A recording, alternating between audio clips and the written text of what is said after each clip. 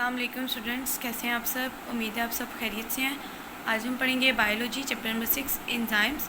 हमने अपना topic start किया हुआ था इंट्रासेलुलर और एक्स्ट्रासेलुलर एंजाइम्स का। मैंने आपको बताया था कि इंट्रासेलुलर एंजाइम्स कौन से होते हैं। इंट्रासेलुलर एंजाइम्स जो होते हैं वो वर्क करते हैं विद इन अ सेल, और एक्स्ट्रासेलुलर एंजाइम्स क्या होते हैं जो वर्क करते हैं आउटसाइड दी सेल।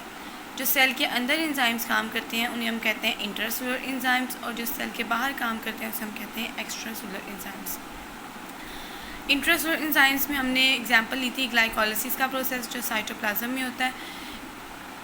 ग्लाइकोलाइसिस में क्या होता है, ग्लूकोज मॉलिक्यूल की ब्रेकडाउन होती है और क्या बनती है, तीन चीज़ें हमारे पास बन जाती हैं। पायरुवेट बन जाता है, हाइड्रोजन आयन बन जाता है और एटीपी बन जाता है। एटीपी हमारे पास क्या होती है, एनर्जी होती है। ठीक है।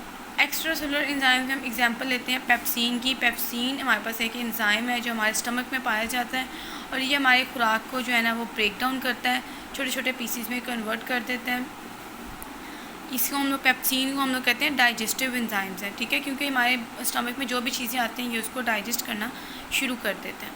तो ये हमारे पास था इंट्रा सेलुलर और एक्स्ट्रा सेलुलर एंजाइम। इसको थोड़ा हम स्टडी कर लेते हैं यहाँ से।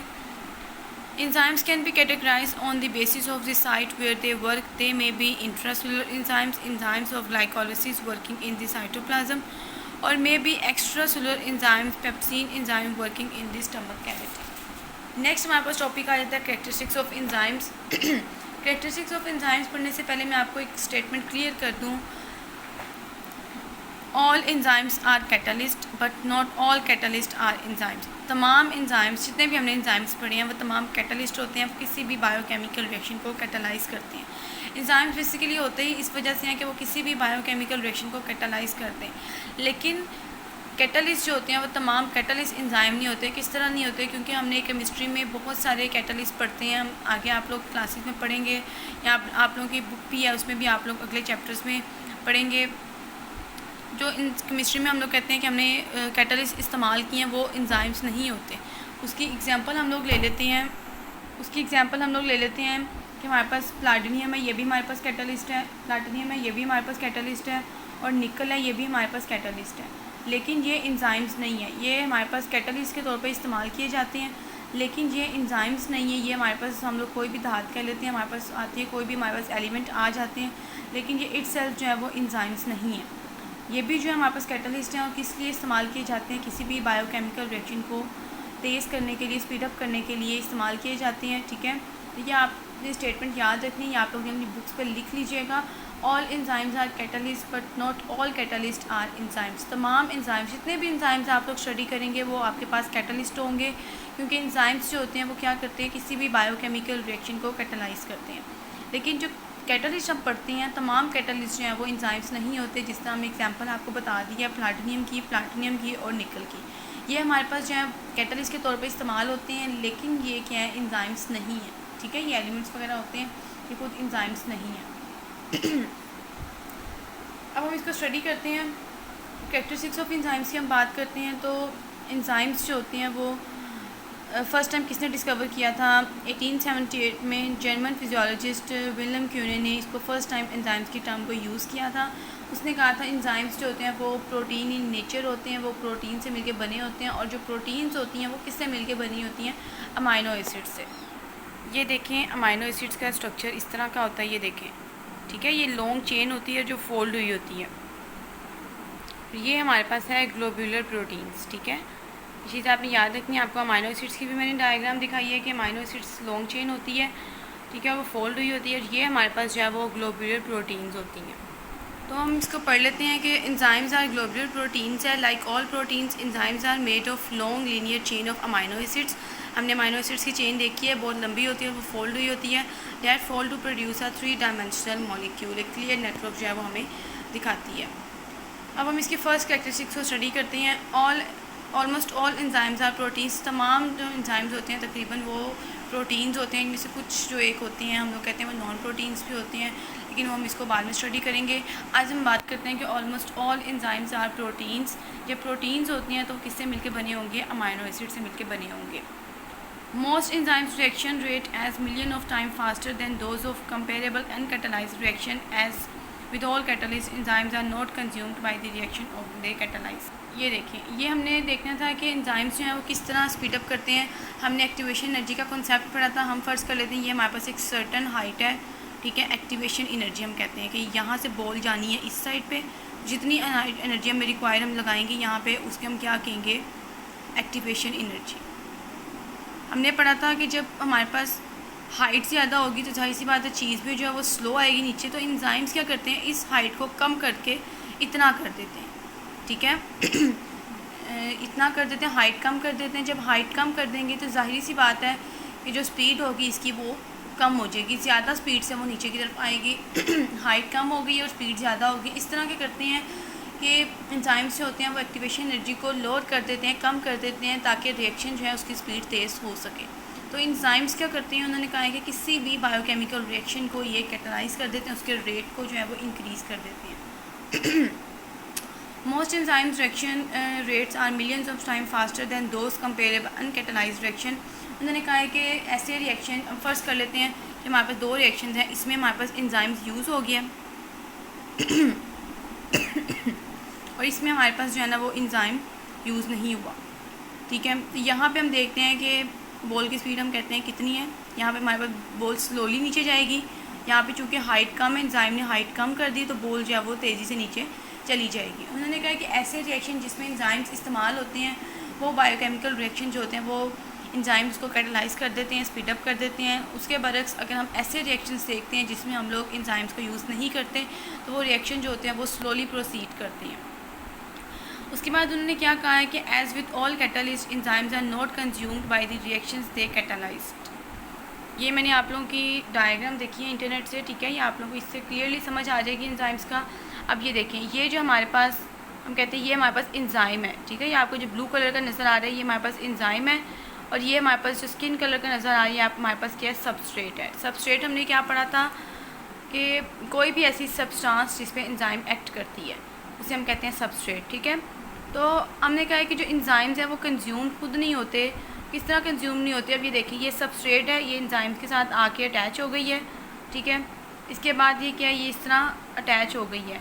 एंजाइम्स ने क्या किया है, इसको अब प्रोडक्ट में कन्वर्ट कर दिया। सबसे पहले क्या है, हमारे पास सबस्ट्रेट आया है, ये एंजाइम है, एंजाइम के साथ सबस्ट्रेट अटैच हो गई है, ठीक है।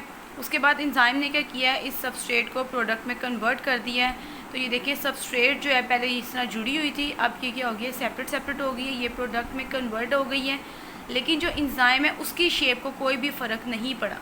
एंजाइम जो था पहले भी इस तरह शेप का था, यहाँ भी इस शेप का है, और यहाँ पे भी क्या है वो इसी शेप का। फ़र्क पड़ा है तो किसको पड़ा है, सबस्ट्रेट को फ़र्क पड़ा है, जो पहले जुड़ा हुआ था और बाद में क्या हो गया, वो सेपरेट हो गया। उन्होंने कहा है कि रिएक्शन के दौरान जिसको रिएक्शन को एंजाइम कैटलाइज करता है, एंजाइम्स जो है वो खुद कंज्यूम नहीं होता, सिर्फ सबस्ट्रेट को वो प्रोडक्ट में कन्वर्ट कर देता है स्पीडली, वो खुद अपने आप को चेंज नहीं करता। ये आपकी एग्जांपल आपके सामने है, ठीक है। ये एंजाइम्स की जो इस तरह की शेप है, यहाँ पे भी इस तरह की और यहाँ पे भी वो सेम है, और चेंज हुआ है तो क्या हुआ है, ये सबस्ट्रेट था वो अब इस तरह प्रोडक्ट में चेंज हो गया।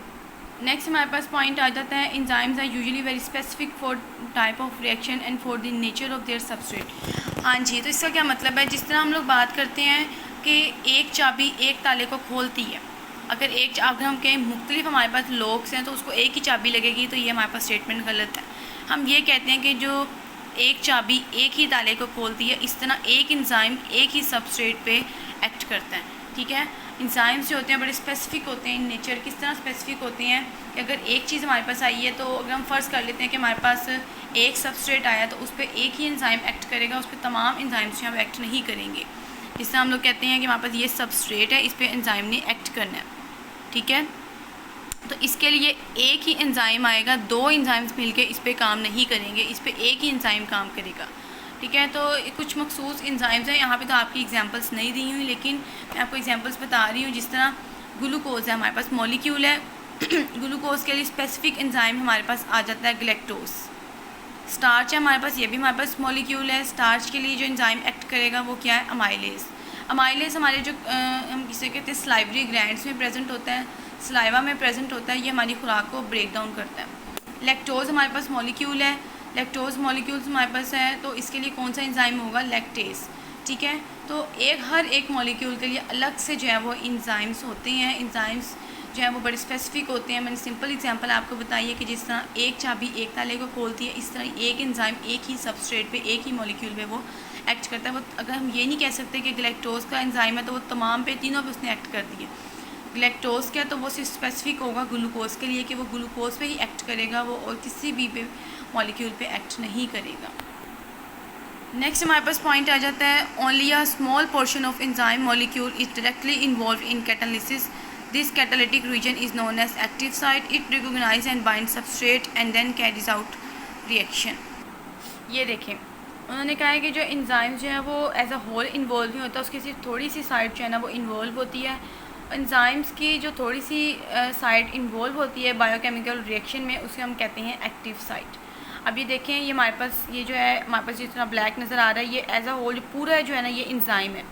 लेकिन कितनी सी जो है ना हमारे पास सिर्फ इतनी सी साइड, ये साइड जो है ना इसकी सिर्फ इन्वॉल्व हो रही है, सबस्ट्रेट के ऊपर एक्ट कर रही है। बाकी जो पीछे से सारा एंजाइम है वो ऐसे ही कैसे ही पड़ा है, वो एक्ट नहीं करेगा।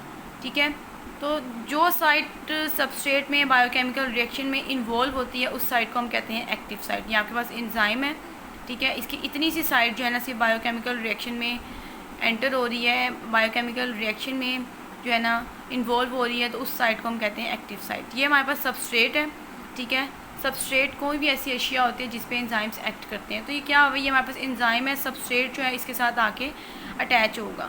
जब सबस्ट्रेट इसके साथ आके अटैच होगा तो देखिए पहले इसकी सरफेस किस तरह की थी, तो ये अपने आप को स्लाइटली सा चेंज कर लेगा। एंजाइम स्लाइटली जो है अपनी सरफेस को चेंज कर लेते हैं, इस तरह देखें, ठीक है। पहले इस तरह थोड़ी शेप थी, फिर क्या हो गया, इस तरह इसकी शेप हो गई है, ठीक है। पहली चीज़ आपने इसको याद रखनी है, एंजाइम पूरा का पूरा जो है ना वो बायोकेमिकल रिएक्शन में इन्वॉल्व नहीं होता, वो अपनी थोड़ी सी साइड को इन्वॉल्व करता है। जिस साइड को वो इन्वॉल्व करता है उसे हम कहते हैं एक्टिव साइट। अब सबस्ट्रेट है, उसने आके यहाँ पे अटैच होना है, ठीक है। तो अटैच जब होगा तो एंजाइम्स अपनी थोड़ी सी शेप जो है वो चेंज कर लेगा। देखिए, enzymes changes shape slightly as substrate bind. जैसे ही सबस्ट्रेट आके बाइंड होता है तो शेप जो है चेंज कर लेता है। अब ये प्रॉपर जो है ना इसके साथ वो अटैच हो गया। अब एंजाइम ने क्या करना है, इसको प्रोडक्ट में चेंज करना है। देखें, पहले ये जुड़ा हुआ था, अब इसको प्रोडक्ट में क्या कर दिया, सेपरेट जो है वो कर दिया।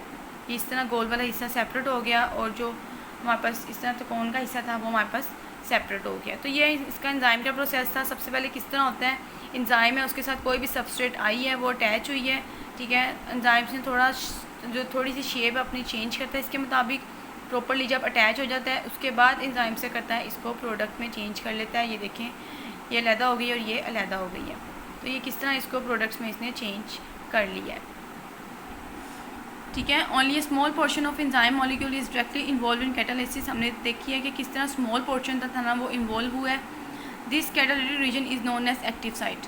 कैटालिटिक रीजन का क्या मतलब है कि वो एक्टिव साइट जो पोर्शन जो है ना वो कैटालिसिस में इस्तेमाल हुआ है, जिसमें एंजाइम्स ने वर्किंग की है जिस पोर्शन से, उसको हम कहते हैं एक्टिव साइट। जैसे कि आप लोगों ने डायग्राम में देखा है, ये देखें डायग्राम में आपने देखा है इतना सा पोर्शन जो है ना वो इन्वॉल्व हुआ और इस साइट को हम क्या कहते हैं, active site. It recognize and bind substrate and then carries out reaction. वो पहले सबस्ट्रेट को देखता है कि मेरे में फिट हो भी सकता है कि नहीं। जब फिट हो जाता है तो इसको अपने अंदर जो है वो फिट कर लेता है। Enzymes production can be enhanced और diminished by a cell according to need. Enzymes actively can also be regulated by inhibitors और एक्टिवेटर्स। ये मैं आपको बता दूंगी तो इनहिबिटर्स और एक्टिवेटर्स क्या होते हैं और इंशाल्लाह इसको हम नेक्स्ट लेक्चर में प्रॉपर्ली डिस्कस करेंगे। सिर्फ मैं आपको थोड़ा बता रही हूँ कि एक्टिवेटर्स ऐसी सब्सटेंसेस होती हैं जो एंजाइम्स की एक्टिविटीज़ को तेज़ करती हैं, ठीक है। एक्टिवेटर्स क्या होते हैं, ऐसी सब्सटेंसेस हम कह लेते हैं जो एंजाइम्स की एक्टिविटीज़ को तेज़ करती हैं, स्पीड अप कर देती हैं। और इनहिबिटर्स क्या होते हैं हमारे पास, इनहिबिट का मतलब होता है रोकना, रोकथाम करना। अगर इसका वर्डली मीनिंग देखा जाए तो होता है किसी चीज़ से रोकथाम करना। तो इनहिबिटर्स ऐसी सब्सटेंस होती हैं तो ये एंजाइम्स के काम को जो है ना वो रोकती हैं। क्यों रोकती हैं, अगर एंजाइम्स का काम ज़रूरत से ज़्यादा हो जाए, जहाँ पे इसको रोकथाम की ज़रूरत पड़ती है कि अगर इसका काम ज़्यादा हो गया तो हमारे लिए नुकसानदेह होगा, तो वहाँ पे क्या करते हैं, इनहिबिटर्स एंजाइम्स के काम को स्टॉप कर देती हैं। तो वैसे इनहिबिटर्स का क्या हम कहते हैं कि इनहिबिटर्स क्या है, किसी काम को स्टॉप करना, और एक्टिवेटर्स क्या होते हैं, किसी भी एंजाइम्स के काम को वो क्या करती हैं, स्पीड अप कर देती हैं। तो आप लोगों ने यहाँ तक याद करना है अच्छे तरीके से। कोई भी अगर आपको पॉइंट नहीं समझ आए तो आप लाजमी पूछिएगा, ठीक है, क्योंकि आप लोगों के कॉन्सेप्ट क्लियर होना लाजमी। मैंने आप लोगों को लैपटॉप पे डायग्राम इस वजह से दिखाई हैं ताकि आप लोगों को जो अच्छे तरीके से डायग्राम्स क्लियर हो जाए, आपको पता लग जाए कि एंजाइम्स जो हैं वो वर्किंग किस तरह करते हैं, किस तरह सबस्ट्रेट आके एंजाइम के साथ अटैच होता है और एंजाइम इसको दोबारा प्रोडक्ट में कन्वर्ट किस तरह करता है। ठीक है, तो एक्टिवेटर्स और इनहिबिटर्स से हम लोग इंशाल्लाह नेक्स्ट लेक्चर में हम लोग फिर से स्टार्ट लेंगे और इसको डिटेल में बताऊंगी कि एक्टिवेटर्स और इनहिबिटर्स क्या हैं, वो किस तरह काम करते हैं। यहाँ तक आप लोग पॉइंट्स आप लोगों ने याद करनी है। कोई भी चीज़ अगर आपको मुश्किल लगे तो लाजमी पूछिएगा। ठीक है, अपना और अपनी फैमिली का ख्याल रखिएगा। अल्लाह हाफ़िज़।